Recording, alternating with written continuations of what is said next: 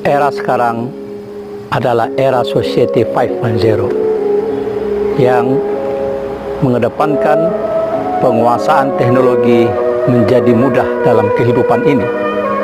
Tapi perlu diingat, jika teknologi ini tidak digunakan dengan tepat, maka dia bisa menghancurkan martabat manusia.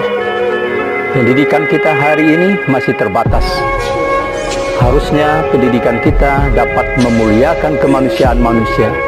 Karena itu, kecerdasan ruhiologi hadir di tepat saatnya teknologi dominan menguasai pikiran, perasaan, dan perilaku.